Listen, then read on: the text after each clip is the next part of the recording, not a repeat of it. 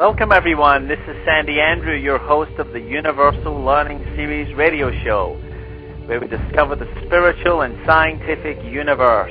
Please visit our website at universallearningseries.com. We are broadcasting live on this day, Wednesday, May the 12th, 2010, 7 p.m. Central Standard Time from the United States of America.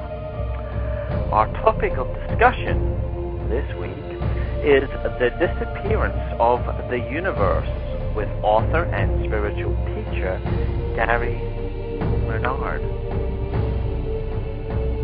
What would you do if you were sitting quietly in your living room when a mysterious couple appeared from out of nowhere and then told you they were ascended masters who had come to reveal secrets of existence and teach you the miraculous powers of advanced forgiveness?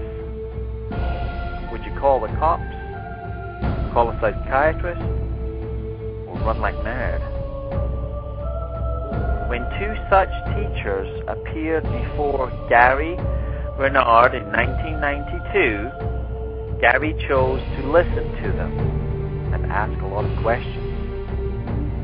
The result is a startling book, The Disappearance of the Universe, an extraordinary record of 17 mind-bending conversations that took place over nearly a decade, reorientating the author's life and changing the world, an uncompromising introduction to spiritual teaching destined to change human history.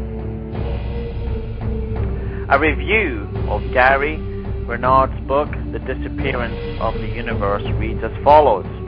A book that is destined to be one of the most significant contributions to spiritual literature in this century.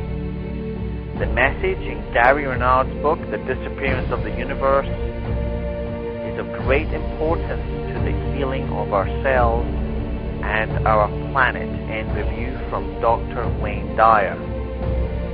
Gary Renard is recognized as one of the foremost experts in teaching the message of A Course in Miracles.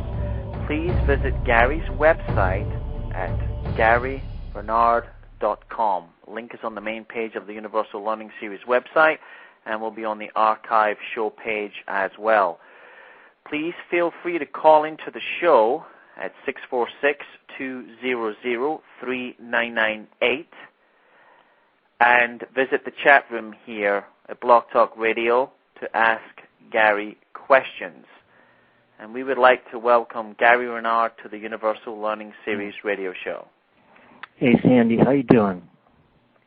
Hi, Gary. Thank you for joining us here this evening in Central Time and in the afternoon in the Golden State. That's right. I'm in California today, and I'll leave for Chicago tomorrow, and I'm speaking there this weekend, and looking forward to it. Usually I go someplace different every week in the country or the world, and it's been a real trip. It's been a lot of fun. I've spoken in about 42 states in 22 countries, and my books are in about 20 languages now, so it's really gone international, and it's a lot of fun to be able to see all these different places and especially meet, all the great people, because I find that, spiritual people are, pretty much the same wherever you go. Other people may, vary a great deal, but the spiritual people, when you meet them wherever you're speaking, it's like they're all the same. They tend to be very loving, very kind, and, very good to you. So it's been a great experience, and I'm glad that I got out to meet people, because I was a very shy person, and I didn't even want to talk to anybody, much less, speak to a crowd. And that's really reversed in the last 7 years since my first book came out. My second book came out about 3.5 years ago, and I have a third one that'll be out within a few months. And, it's kind of like I've gone from someone who didn't want to talk to anybody to someone who gets to talk to all these people. So it's really quite a transformation, and it's been a good thing for me in terms of growing and kind of like being able to practice forgiveness at the same time. So it's been a real great, situation for me. And I think that it's helped to share the message of A Course in Miracles with a lot of people. And that's really all that I wanted to do when I started out. So it's working out very well. Well, super. Now, prior to writing The Disappearance of the Universe, Gary, which was published in 2005, were you always a spiritual person up to that point? No. Actually, the first edition of Disappearance came out in 2003. It was actually published by a smaller company called Fearless Books. And this is a very small company, but it gave the book a chance to prove itself because it sold pretty well the first year. Then Hay House, a bigger publisher, wanted to take over, and that was kind of like a year transition into 2005. So the book's actually been out for 7 years, and before that, I had been on a spiritual path, I would say for about 14 years. 15 years, but 14 years before, the book was done, I had kind of like, gone from someone who was not spiritual. And when I say that, I think I should point out that probably, from the time I was 14 to the time I was 28, I was very depressed. And life was kind of like miserable for me. It was kind of like a bad existence, and, I didn't want to do anything. I had no ambition. And I was just kind of lost. And then when I was 28, a friend of mine introduced me to something called the EST training. And I did this training that was developed by Werner Erhard. And it was very good, training. And what it did was it gave me a thought system. I didn't realize that you could heal depression by changing people's thoughts, by giving them a thought system that gives them a way to consistently interpret everything they see. And if you do that, you can change everything. What the S training did was it gave me a good thought system, not as great as A Course in Miracles, but it was good. And I'd say within a year or two, I completely snapped out of my depression. There was a study that was based on a thing where they really did a study of depressed people. And it actually led to a theory called cognitive therapy. And what they did was they studied these depressed people, and they assumed going into the study that these people were having all these terrible thoughts they were having because they were depressed, of course. And what they found out was rather startling because it was just the opposite. They found out that, no, these people weren't having these terrible thoughts because they were depressed. They had actually become depressed because they had been having all these terrible thoughts. It's the thoughts that come first. That's what comes first, and then that makes your experience.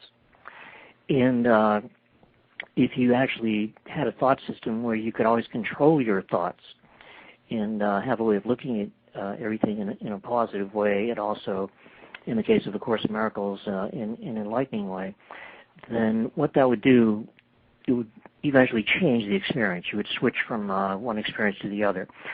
You could go from being depressed to being happy. Eventually you could be so happy that you couldn't believe it. You could feel so good that you couldn't believe it.